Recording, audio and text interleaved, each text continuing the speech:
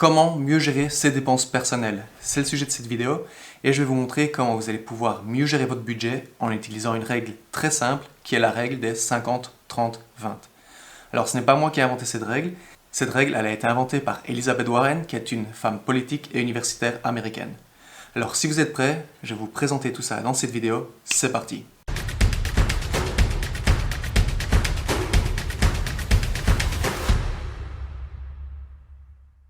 Bienvenue dans cette vidéo où on va voir comment mieux gérer ses dépenses personnelles en utilisant la règle des 50, 30, 20. Alors cette règle, elle nous dit que nos revenus vont être divisés en trois catégories.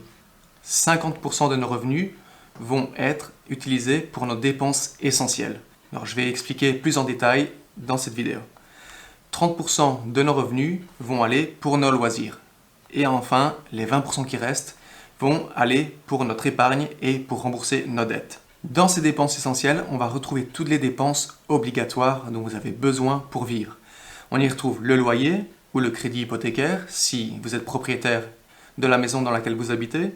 On va retrouver les charges, que ce soit les charges d'eau, de gaz, électricité, vos assurances, assurance vie, assurance voiture, assurance incendie, etc.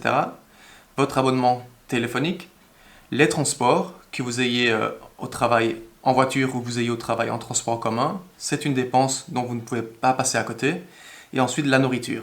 Alors, en ce qui concerne la nourriture, il y a deux types de dépenses. Parce que si maintenant on parle d'eau, de pain, de riz, de pâtes, on est là dans une dépense essentielle. Si maintenant, quand on parle de nourriture, vous me parlez d'une glace Oreo Cookie Ben & Jerry à 5 balles, là, ce n'est plus une dépense essentielle, mais ça tombe dans la catégorie loisirs.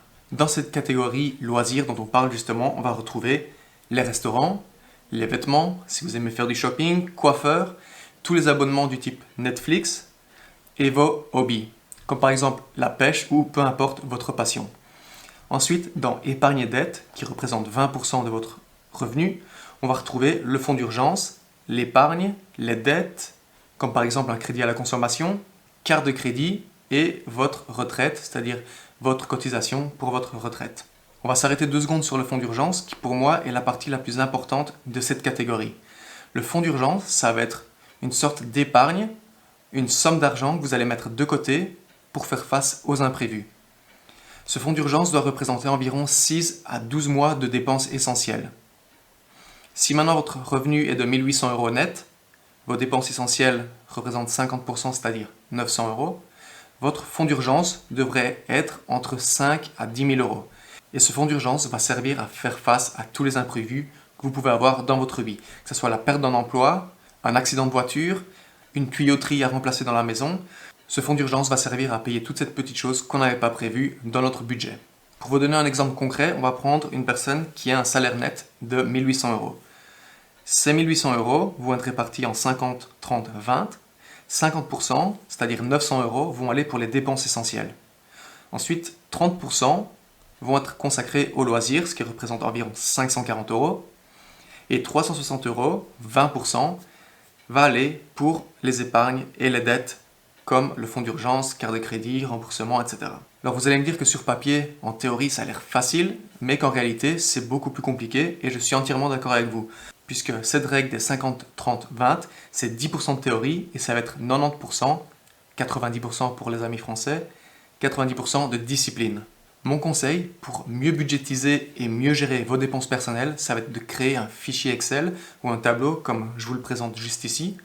Ou alors vous pouvez également utiliser des applications mobiles comme Money Manager, Money Lover, Spendy. Ce sont des applications entièrement gratuites que vous pouvez trouver sur Android et iOS.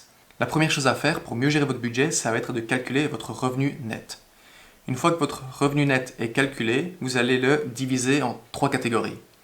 La première catégorie des dépenses essentielles, 50%. Là, vous allez écrire ce que vous dépensez pour votre loyer, téléphone, électricité, transport, etc. Ensuite, pour la catégorie loisirs, vous allez mettre tout ce que vous dépensez pour vos loisirs, c'est-à-dire restaurant, coiffeur, Netflix, peu importe. Et ensuite, vous allez écrire ce que vous dépensez pour rembourser votre carte de crédit ou vos dettes si vous en avez, ou ce que vous mettez pour votre fonds d'urgence ou ce que vous cotisez pour votre retraite. Et une fois que tout ça c'est écrit, c'est sur papier ou dans l'application, eh bien les dépenses essentielles ne doivent pas dépasser plus de 50% de votre budget, les loisirs 30% et épargne dette 20%. Alors bien entendu, ce n'est pas à suivre à la lettre, vous pouvez toujours ajuster en fonction de votre situation. Vous pouvez mettre un petit peu plus ou un petit peu moins, 50, 55, 45% pour les dépenses essentielles, et ajuster les autres catégories en fonction. Si maintenant vous êtes dans le cas où vous n'avez pas un revenu fixe tous les mois, par exemple vous êtes auto-entrepreneur, vous allez prendre vos revenus des 3 derniers mois et vous allez faire une moyenne. Une question qu'on peut se poser parfois, c'est être dans quelle catégorie mettre un certain type de dépenses. Vous ne savez pas si ça va dans la catégorie dépenses essentielles ou dans la catégorie loisirs. Alors pour ça, il y a une petite astuce. Si vous ne savez pas dans quelle catégorie mettre cette dépense, posez-vous cette question. Est-ce que si j'annule, je déplace ou je reporte cette dépense, est-ce que ça va avoir une conséquence ou est-ce que ça va impacter ma vie? Si la réponse est non, alors ça tombe dans la catégorie loisirs. Si vous vous rendez compte que c'est une dépense dont vous ne pouvez pas passer à côté, alors ça tombe dans la catégorie dépenses essentielles. Alors bien évidemment, il y a des centaines de façons de gérer son budget et ses dépenses personnelles, mais je pense que cette règle des 50, 30, 20% est une bonne règle et pourquoi pas l'essayer quelques mois et voir si elle est adaptée à votre situation personnelle. Merci beaucoup d'avoir regardé cette vidéo. Si vous avez des questions, n'hésitez pas à les mettre en commentaire, j'y répondrai. Si ce n'est pas encore fait, je vous invite à mettre un pouce bleu et à vous abonner à la chaîne. N'oubliez pas d'activer les notifications, comme ça vous serez les premiers prévenus dès que je sors une nouvelle vidéo.